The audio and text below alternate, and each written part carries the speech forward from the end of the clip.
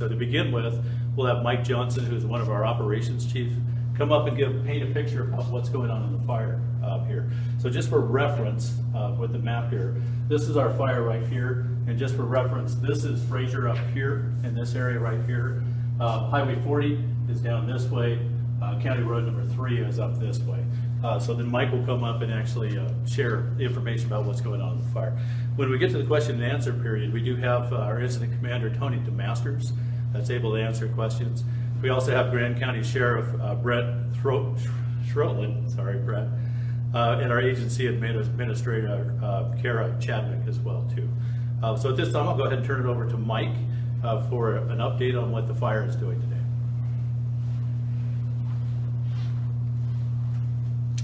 Good afternoon, everybody. Mike Johnston, Deputy Operations Section Chief. So I'll go ahead and give you an update on how things are looking out here on the fire today. So we had a fair amount of cloud cover this afternoon, and the fire didn't really get established like it did yesterday and start making a big run. It's actually just kind of slowly moving on all flanks right now. And we have people out there and a couple aircraft out there working to slow it and, put it further in check. So as far as the weather went today, things are looking really good, and it's not making any big runs. It's just kind of slowly creeping and torching out there. So out here on the fire, we have boots on the ground here in Williams Fork, working this fire's edge, keeping it from crossing Williams Fork. We're this little piece of line here between Kenny Creek and Darling Creek. We're going to be working this and securing this over the next few days with some equipment and some crews that are out there on the ground. And we're also further securing this infrastructure here. They call it the portal, part of the Henderson Mill mine. And the fire burned around that yesterday, but we're out there securing all that infrastructure and keeping that nice and safe. So this is all looking good and safe out there. Further up Williams Fork, this fire where it made this, it ran about 3 miles yesterday with that heavy winds from the thunderstorm, but it didn't really cause any harm out there for us. It did burn around a power line, and the power company will be out there assessing it over the next couple of days to see if it was damaged, but it didn't cause any power blackouts or anything. They were able to redivert the power, and everything's good as far as the power infrastructure and maintaining power to our communities. There was one spot fire on the south side of Williams Fork, and we're out there hitting that with, we have a couple Type 1 helicopters. They're actually Blackhawks, and they're working that as well as supporting the efforts along this south and west side of the fire. We're also out here looking at these improvements for Denver Water. There's some water improvements out here at the head of Williams Fork, and we'll be working with them to make sure this stuff is secure if and when the fire moves up Williams Fork to those. Coming around to the north side of the fire, we have folks working up here at the experimental forest at the headquarters doing structure protection, preparation, limit trees and securing those facilities if the fire was ever to burn that way. Also doing some of that work up around Fraser along the edge here and up into Crooked Creek. They're also, they scouted out a contingency line up in here, so we're going to be looking at putting that in over the next few days. And that's kind of just a fallback line if this fire did make a push so it didn't burn into our communities here around Fraser and such. So it sounds like we got a good plan for starting to put some of that in. We're also looking at some opportunities out here to come in closer to the fire. They're looking at some roads here near Kaiser Creek and some ridges to maybe come in a little bit closer and start getting around this fire and putting in some control lines. So that's essentially it for a quick update. I'm happy to help answer some questions. I also want to mention that we're working with the National Guard, and it sounds like by 2 or 3 days we will have some additional aviation support from the National Guard, which will be nice. Thanks, and I'll pass it back to Brian. Thanks, Mike, for sharing that information. So the way we got this set up is we go until 5:30. So we have a fair amount of time right now to answer questions that you have. And I see that some questions are coming in on the comments So go ahead and put your questions there. I'll step away here for just a minute, take a look at the questions, and then we'll come back on. Stand by.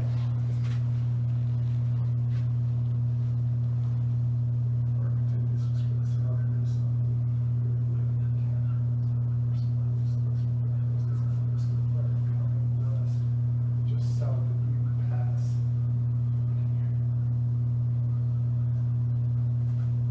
I'm not sure where Ute Pass is. All right, there's a question about the fire coming south of Williams Fork and heading further to the west. I'm looking for Ute Pass, that was referenced. I see Ute Peak over here, I got Ute Pass. So things are looking really good here. We have a good plan and the right resources out here to hold the fire crossing Williams Fork and heading this way. So I would say low probability that the fire could burn towards Ute Pass with the efforts that are going on out there with our firefighters on the ground. You know, it could come south down in this country, but then it has to work across some mountain ranges out there. And again, I just don't see the fire coming west out into this country.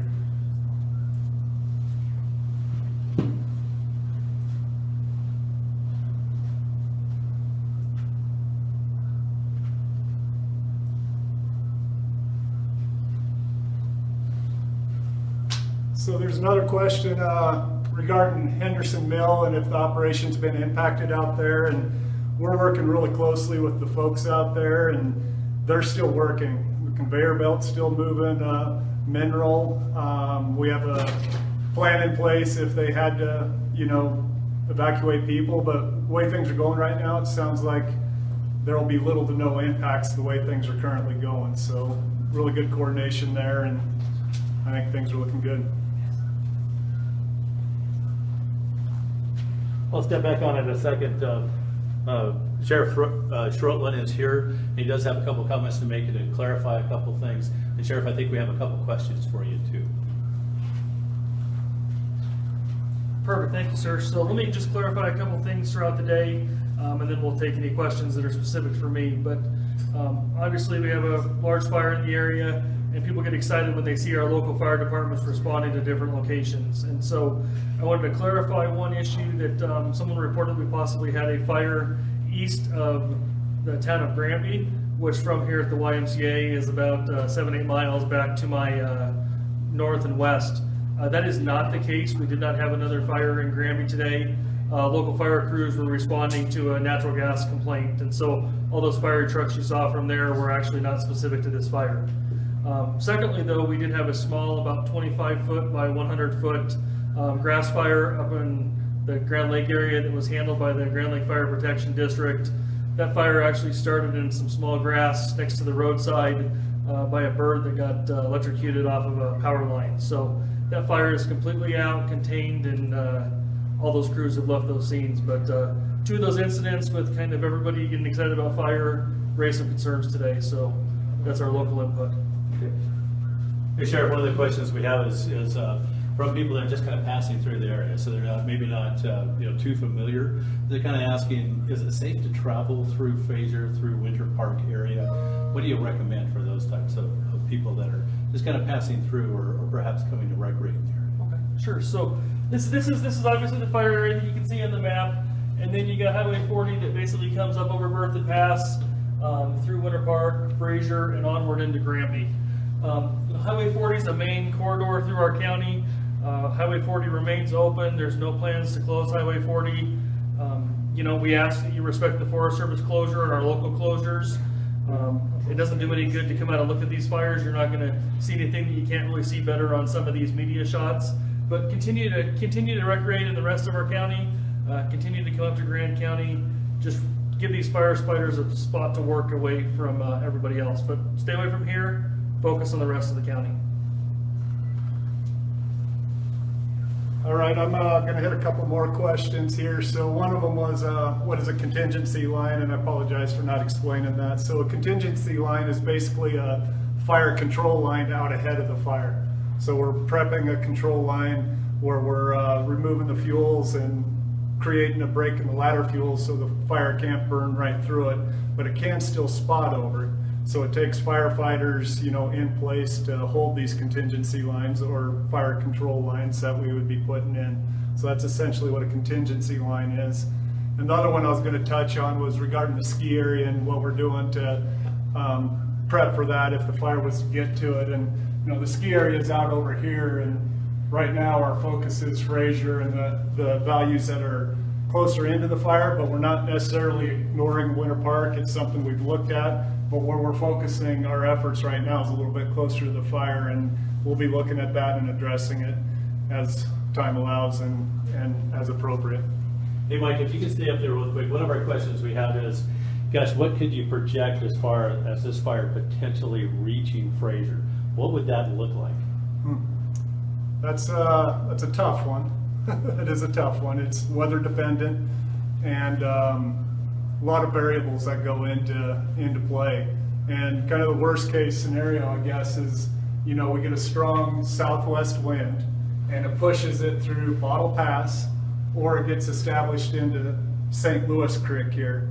And those are both concerns because these drainages align, and it's a continuous line of timber all the way into the community there.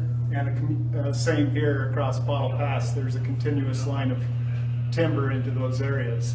So if everything aligned, the wind and the fire behavior and the time of year, say it happens within the next week, if it's later in the year, then less of a concern. So that's why we're focusing in on this area first to get our lines put into place and get all the structure prep in place.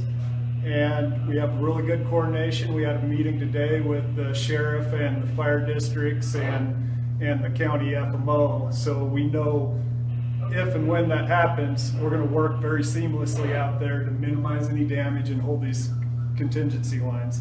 What that actually looks like is totally weather dependent. Like, while you're talking about Yep. contingency lines, what does that really mean? I touched on Oh, you that. did? Yeah. So good. Okay, I'm sorry, I just missed that. So I'll give you a break right now. We'll ask the sheriff to come back up. Sheriff, with this fire, and it kind of ties into that question that Mike just took about the potential of this fire moving into the more populated areas. School is back in session. So is there plans that are laid out with the school district, but not only for the elementary school, but all the schools in the area? And how does that work if an evacuation needs to take place? So we have the Fraser Elementary School that here is in Fraser. That's actually our only school. We have a couple of daycare centers as well. All of those are tucked pretty well right inside the middle of town there. Very defensible. Don't really back up to the forest or anywhere around there. So the towns and the law enforcement and fire officials will work with the schools to make sure that those schools are safe. We'll include them in with our cooperator plan so that they're getting daily updates from us as well. But the school is a very, very safe location. There's no doubt about that, and we'll be working with them to monitor that on a constant basis. Thanks, Sheriff.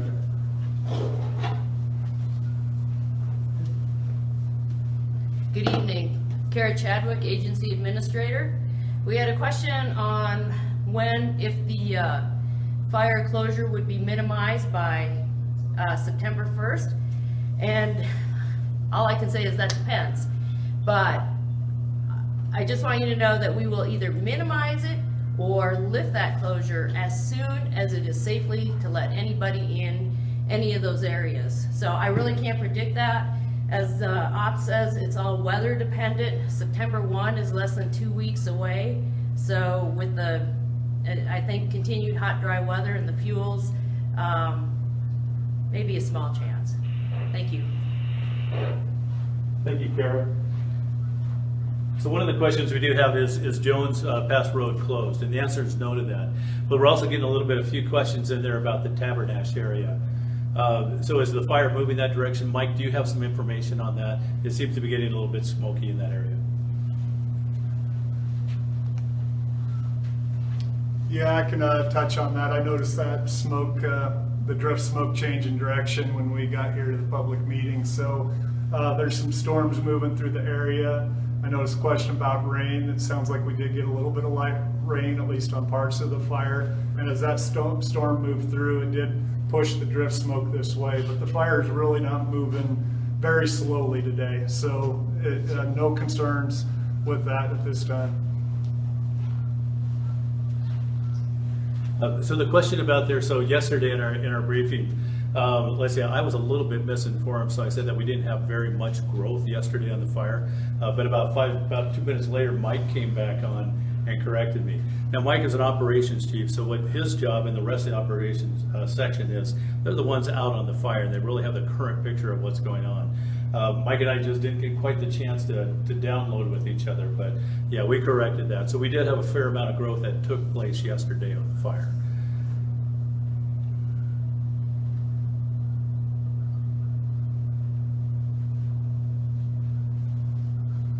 Okay, we're just looking at the questions real quick, so stand by real quick here.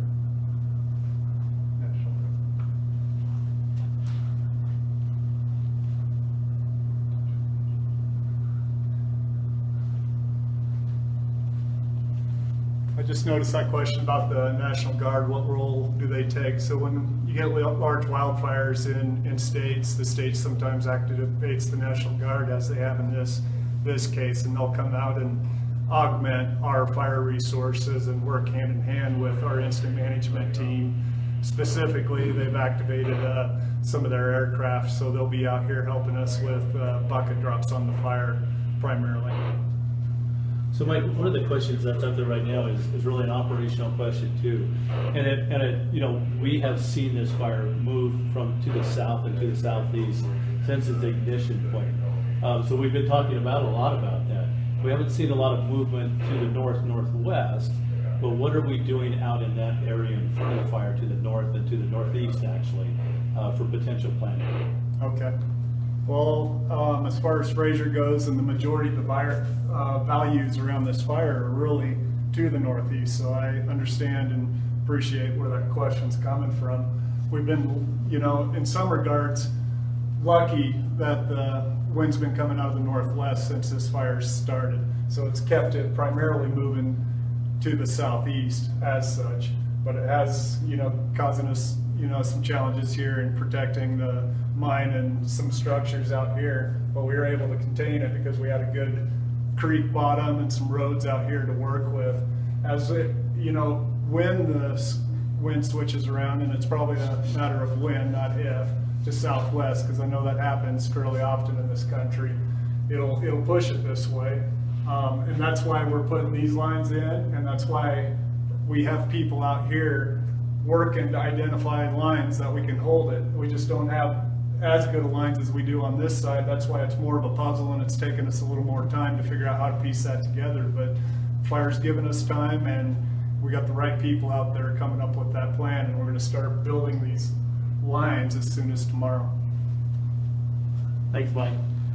So one of the questions that we have up there refers to more tourists in the area, more people out recreating in the forest. You know, there's something that we have really seen across the nation that, you know, with COVID-19 and what it did as far as the stay-at-home orders, and then when that was released, what we really saw across a lot of public lands across the United States is a lot more people decided it was time to go out and visit their public lands, which is a great thing. A lot of recreation taking place. We have found that, you know, in some cases about 5 times more people are actually visiting some places in national forests than had historically taken place. So it's kind of a combination of the COVID-19 impact. More people are understanding and realizing the benefits to getting into the outdoor, but it sure brings a lot more people out into the woods, and that is very much taking place, not only on national forest land, but also public lands such as BLM. Our national parks are filling that, but also state lands throughout the nation as well too. Sheriff, do you have one? I'm just going to add to that a little bit if I could, please. So we're receiving a lot of questions in regards to, can we just close off the county to tourists and try to restrict the number of people that come to our county? As we all know, Grand County is 1,850 square miles, and we run almost 90 miles of highway through the middle of it. And while we're working on this fire, we're focusing on this area, and we're going to work with our management team, with our local officials, to make sure that this Highway 40 corridor stays open, that we're able to get these people into the other outlying areas of our county to recreate. But we're on a constant basis of pre-planning and planning different things to make sure that no one gets bottlenecked on the highways, that we have alternate routes both directions should those highways get locked up or blocked up. And so we're constantly assessing this on a regular basis just to make sure that there's plenty of avenues, especially not knowing what the wind and fire behavior is going to do. We plan for the worst, and that's just what we do in this job. And so by doing that, we plan all these different routes that we could take to really try to keep our highways open. Hey Sheriff, while you're up there, we do have a question about the potential of the fire impacting or the threat level to County Road 308 near Parshall. Okay. So 308 is basically up in this area right up in here. I'm finding it right here on this map, but we're basically up in this area right here. So I'll let one of the fire guys talk about fire behavior on this side of the fire, but as far as 308, that area is in pre-evacuation notice, just because it is close to that west side of the fire, but it remains in pre-evacuation and has actually been since Saturday. When we put those areas in pre-evacuation, we're kind of leaving them until we completely rule that out. But that's that area of the fire. If any of the operations guys wants to talk about that section of the fire. Yeah, I'll touch on that a little bit more. So, you know, things are looking pretty good, especially along this west flank here. There is potential for it to move north in this area still, but it's working against the fuels and the wind primarily, so it's not going to make a big run. And I guess probably low probability that any significant impacts up here in this area, because the fire wants to burn this way.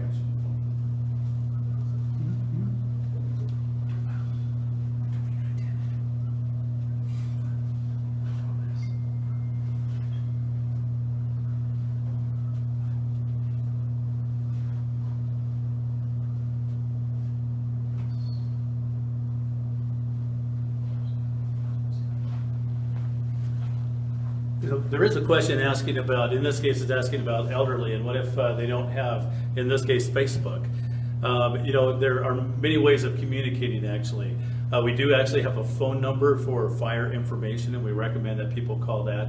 And one of my assistants over here is typing that phone number into the comment line. All right, he's getting there, right? So that, you know, that's another way that we can do it.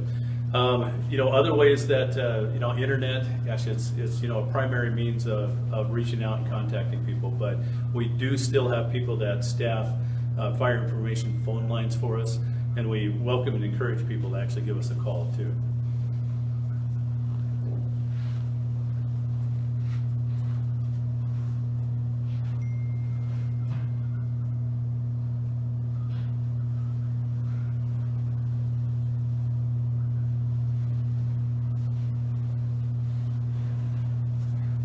All right, so there's a question about how beetle kill timber affects the fire behavior. And so beetle kill timber helps drive fire behavior to some degree, because once the tree dies, it's drier, it's more prone to catching fire and propagating the fire spread. You know, there is a positive, because these trees have been dead long enough that most of the red needles have fallen out. When that red needle's in the trees, it's even more flammable. So that's certainly complicating the fire, you know, control efforts in a couple perspectives. One, it propagates the fire, and secondly, it's really hazardous to firefighters. Every summer, we're killing firefighters out in those beetle-killed trees, because they're just prone to fall down, and there's so many of them that it creates a really hazardous environment to work in. Mike, I'm going to have you hang on here for just a minute, but we do have a question in reference to air tankers. So there is a very large air tanker that's stationed nearby here. So how does that actually work? How are those air tankers kind of divvied up? Are they national contracts?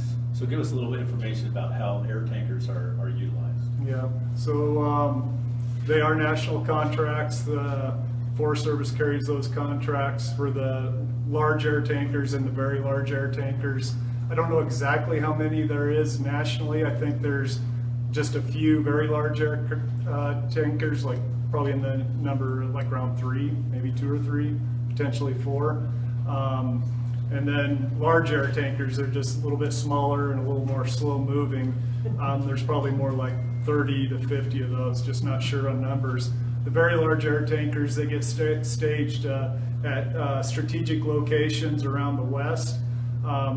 Where I work in eastern Idaho, we host one out of Pocatello, Idaho, and that air tanker supports all the surrounding states, and it can respond from Pocatello and get here like within an hour because it's a jet. And it's pretty impressive how much work those aircraft do and how much they, you know, help out in slowing the fire spread, but really it's the firefighters on the ground that help put the fire out and can't do it without them. All right, thanks, Mike. Go ahead, Sheriff. So we had a question in regards to where do you go if there is evacuation? So we've established an evacuation center at the inn at Silver Creek in Granby, and then we're also working on identifying a couple other spots in the Fraser Winter Park area as well. Our goal is to get you out of the immediate area, and then once you're safe, we're going to put some information up on our gcemergency.com page that will provide you additional information on where to go, what to do, and then some accountability functions that you can actually type your information in there so that we know you're out of your house, that you're all safe, any pets are out of the house, any safety hazards at your house that our firefighters need to know about, and then information will be relayed back to people in the field so that they can make sure your neighborhood's evacuated as soon as possible. But we'll post that information on gcemergency.com. Thank you, Sheriff. We do just have a few minutes left, so stand by for just a moment. We'll look at a few more of these questions. We do have on the comment line there, we do have the fire information line listed there. That phone number is 970-445-2910. And again, that's listed in the comments if you need to copy that down.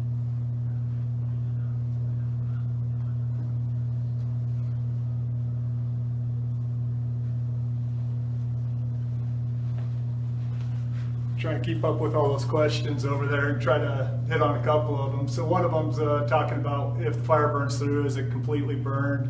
What does it take for the fire to come back? And, you know, these forests are, you know, built around fire. The fire was here long before we settled these valleys, and they're very resilient in responding to fire. And after the fire comes through, trees are going to pop back up in the first year or two, and grasses and flowers, and it's pretty impressive how those grasses and forbs come in those first couple of years. Yeah, and it, you know, can be completely burned in some cases under really extreme conditions, but it also in a lot of cases it's kind of a mosaic and it doesn't burn everything out there. So it just kind of depends on the scenario. Okay. Thanks, Mike. Yeah. Okay. Thank you, Mike, for answering that question. So as we're getting close to the time to close out, I'd like to bring up our incident commander, Tony DeMasters. Tony. Well, good evening, everybody. Again, thank you again for the interaction of everything you have with all the questions in the chat room. Some very good questions. If we didn't get to yours, we'll try to get back to you. There's, again, a great cooperation amongst everybody here. So I just want to give you some fire stats. And so roughly we're running about 9,452 acres roughly, and we're about 3% contained. And the containment that we have is up here in this portion off of highway or of County Road 30. So this is where we have the 3%. We're going to be looking at more containment here in the near future. We roughly have about 250 personnel. And one of the questions we had was there any accidents, injuries, or fatalities? There is no fatalities we've had. The only accident, it's just a small, somebody got something in their eye. So it was a quick flush and they were back to work. So, so we're making some really good progress, and thank you all for the patience you've had. And we'll see you again tomorrow night at 5. Thank you.